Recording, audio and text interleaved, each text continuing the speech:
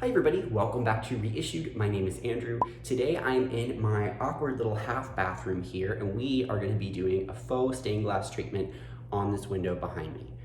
I never thought I would say that. I will be the first to say that I never ever thought that I would be doing a faux stained glass window in my house. I love how the window looks clear. However, this used to be an exterior window to the outside back porch, but then the house was added onto, and so now this window looks directly into the atrium. So basically this half bathroom has no privacy with this window as it is.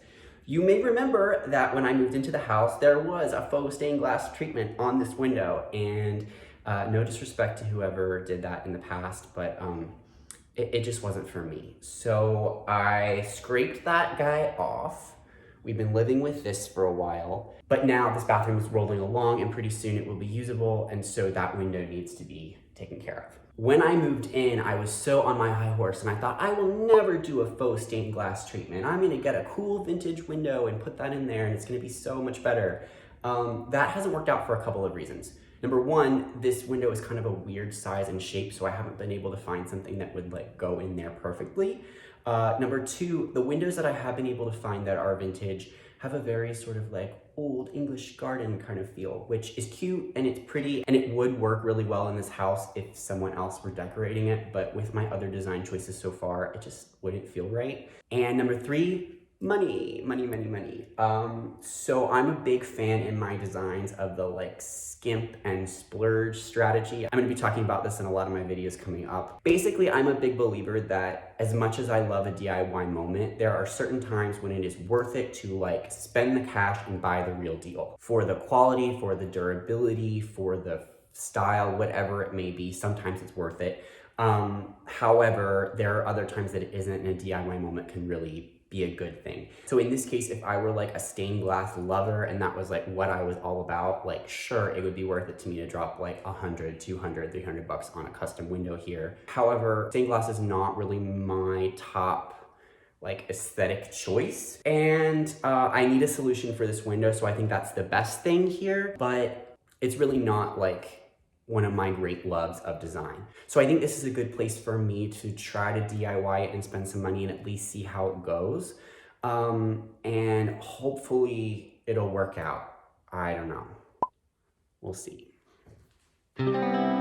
First, I needed the right materials. I found this video and blog post by Jen Spends Less that was super helpful to me. Even though her design wasn't really right for my window, I loved her combination of frosted and textured areas, and I felt like this was the first DIY painted on stained glass that I've come across that I thought was pretty classy and convincing. So based on the materials she recommended, I was on the hunt for instant lead lines, liquid leading, and 2 filler paints in crystal clear and frosted, all from the Gallery Glass brand. Off to Hobby Lobby. So I just went into Hobby Lobby. I got the lead lines, I got the little lead line filler paint, I found an etching medium faux thing that won't actually etch the glass but will look like it. However, they did not carry any normal paint to go in between the lead lines at all.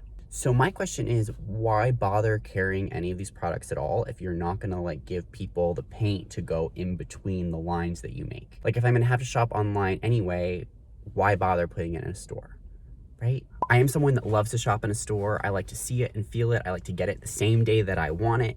But I feel like these days you have no option but to shop online. Like, does anyone feel me here? Is it just me?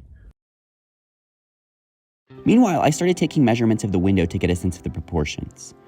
With those proportions in mind, I pulled up some images that felt inspiring to me to see if I could work out a design. I wasn't able to find many examples of stained glass that I liked, to be honest. I was kind of into these clear craftsman-style windows, but they were a bit too traditional still. Y'all know I love an MC Escher Impossible Shapes moment, so I pulled in a couple of those kinds of images too. After trying a few different things, I decided that I really wanted to move forward with a version of this MC Escher piece. I thought the combination of the etching medium I found at Hobby Lobby and different textures in the clear paint I ordered online could echo the 3 different tones on the cubes. My window was not big enough to replicate the design exactly, so I simplified it a bit. It took me a couple tries to work out the math of it all, first on paper, then painstakingly in Keynote on my computer,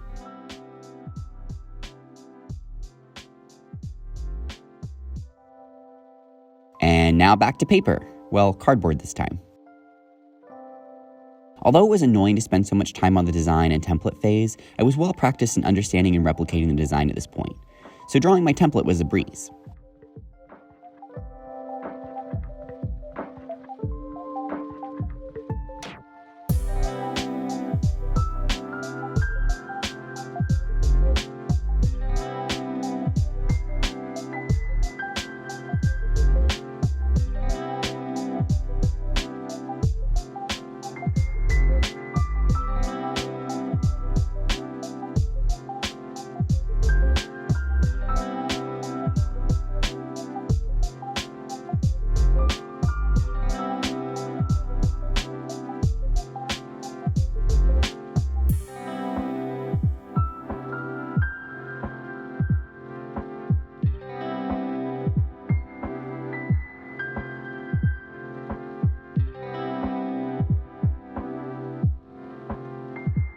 Now I affixed my template to the opposite side of my window with painter's tape.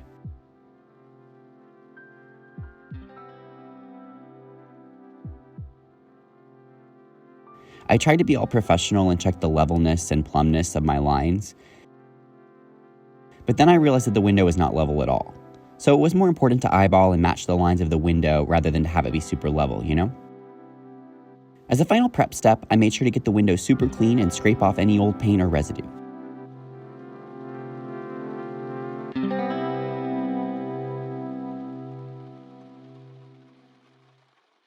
So it's a couple days later and I now have all the materials that I need to continue with my project. I'm gonna start with putting the faux lead lines in. As many people do, I read the reviews online before purchasing this product and they are not cute. A lot of people said that this stuff doesn't stick very well and that the quality of the product has deteriorated in the last couple of years. However, if I wanted to get something that was of higher quality, it would cost significantly more, and that's kind of not the point of this project. So I cleaned the window really, really well, and I have set up a little makeshift workstation here so that I can cut my pieces, and hopefully this is gonna work out. I decided to start with the longest vertical line so that the intersections would be as symmetrical as possible. I measured a line, cut a strip to that length, and then peeled it away from the backing to apply it. I tried using a paint stick as a straight edge to help me line up my piece, but I just didn't seem to have enough hands to do it that way. With a little trial and error, I found it was best to start at one end and gently align it. The strip is already straight, so handling it as little as possible seemed to help it remain as straight as possible. I found the adhesive to be pretty forgiving. I was able to reposition it a little bit if necessary. Once in place, I pressed firmly to lock it in.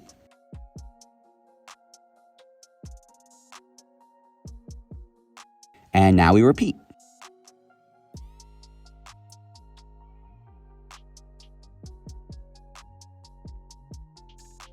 This was definitely the most tedious part of the process, but I found that the math on my template was fairly accurate, so I was able to cut multiple pieces at a time to the same length to save some time.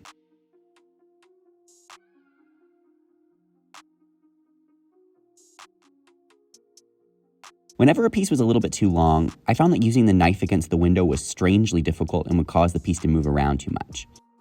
I found it was best to peel it back a little and clip it with some scissors. To make the best use of the material, I worked mostly from longest pieces to shortest pieces, but added some shorter pieces throughout from whatever leftover scraps I already had.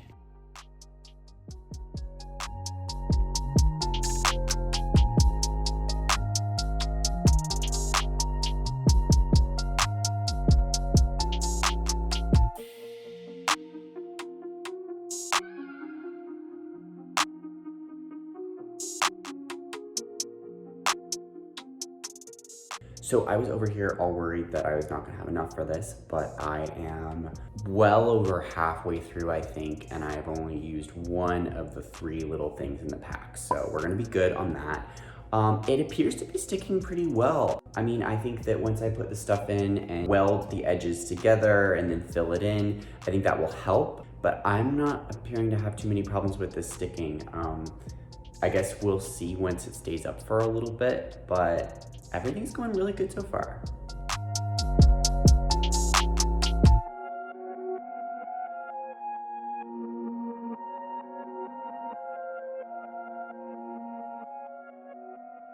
After almost 2 hours, all the lead strips were in place.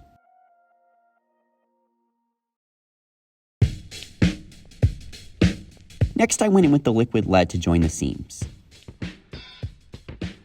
For this part, I found it best to hold the tip a little away from where I wanted the paint to go, and then squeeze until the paint landed right where I wanted it.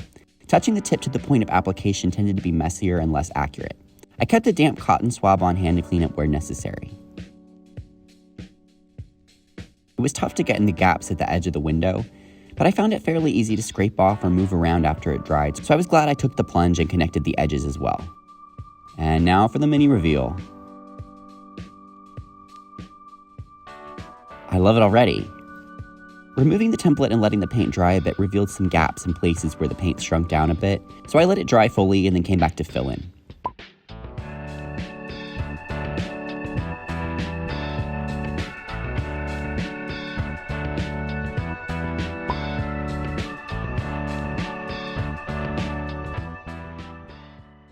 So I have a thought that I want to share. Going back to the negative product reviews, one of the things that people said a lot was that, oh, the product's just not sticky enough, like it doesn't have enough adhesive on the back and it doesn't stick very well, which I understand why that would be frustrating if your piece was falling off and not sticking. However, I am here on the back side of the window, and it occurred to me that if they put a lot of really thick adhesive on the back, then the back side would look really like cloudy or kind of gummy or whatever. And you can see here that the back looks pretty solidly black. Like you really don't see any adhesive coming through there. So in my mind, this sort of lack of super strong adhesive kind of makes sense, you know? I tested a bunch of different application methods with my paints to see which techniques I liked best. I tried using different brushes, dabbing with my finger and swirling and squiggling the paint with the tip on the applicator.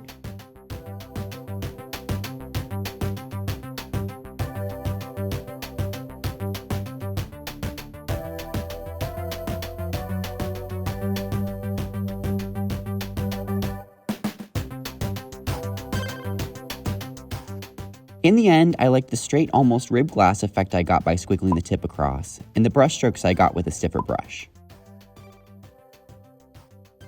First, I went in with the etching medium on the left side of the box, since I wanted that to read as a shadow, and it was the most opaque of the options I was working with. I started in way too strong. Yikes. A little went a long way with the etching medium. On this first pass, I applied the paint evenly to all the areas and then went over everything one last time with parallel vertical strokes with my softer brush, since I hoped this would keep things as even as possible and minimize brush strokes.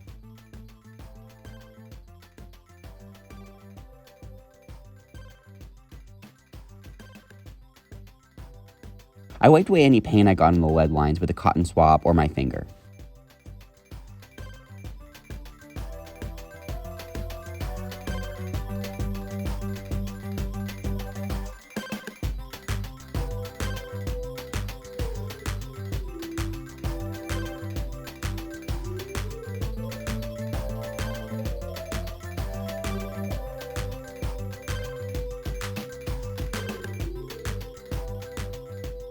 Next, I was ready to go in with the crystal clear paint. I decided to do the thicker ribbed glass type lines on the top of each box and go on a diagonal that matched the existing diagonal. The best method I found for this was to paint on a layer with a brush and then drag the tip of the applicator across while trying to squeeze on a little bit more paint in consistent lines. Then I could break up any globs by running the tip across again. I was pretty happy with how this effect came out. However, I wish that I'd been able to get my lines all the way up to the edges so that it would read a little bit more as ribbed glass and less as squiggles. But I was able to touch up a few areas that I didn't like off camera after I finished the whole piece. This stuff layers up pretty nicely.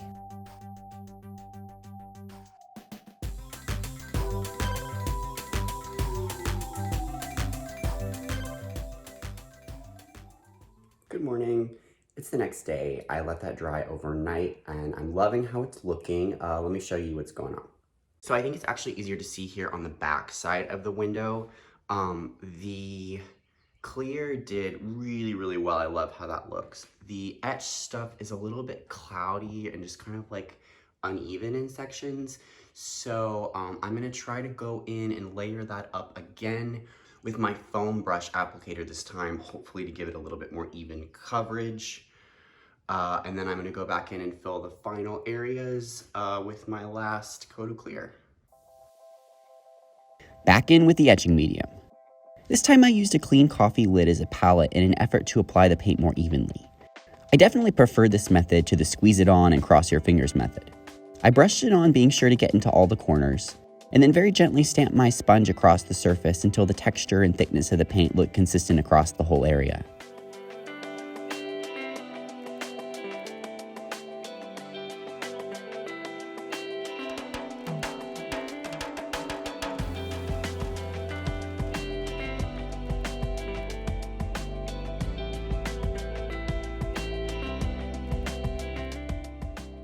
The results on this layer were fantastic. I was so glad I did another coat. And finally, to fill in the remaining areas, I applied the crystal clear again from my makeshift palette. This time I applied the paint with a sponge since I liked how it was able to get up against the edges.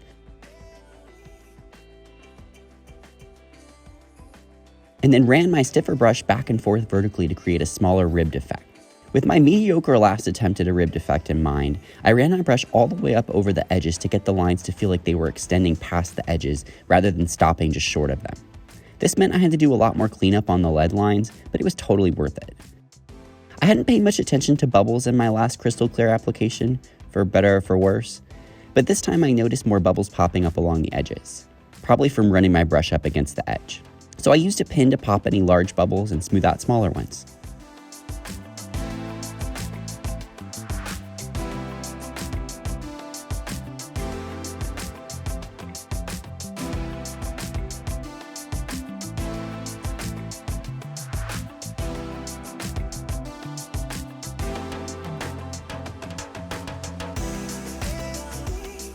And we're done.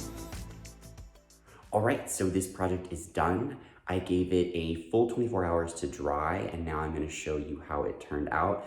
I know that I went into this project with super low expectations, and maybe that's why I'm feeling this way, but I kind of really love it. I did not expect that this was gonna go so well, so happy surprise. This project really hits the 2 DIY marks for me. Number 1, it was super affordable, and number 2, I was able to achieve a really customized look. I mean, I haven't seen a stained glass window like this before, so that's definitely a win. Concerning the materials on this project and sort of how things could end up looking crafty, I think it's all about like the level of time and finesse that you're willing to put into each step, really getting the lead lines straight, really taking the time to make sure the paint is spread evenly, or that your technique, whatever you're using, is really consistent across each panel. That could be a little bit tricky, but I think it's totally doable. So thanks for watching. If you like this video, you know what to do. Like button, subscribe, hit the notifications bell. And if you decide to give this project a try, please let me know in the comments. Those are my favorite comments to get, when someone's like, I'm gonna give this a try, or I gave it a try and it worked. So exciting. So please let me know. I'll see you guys soon.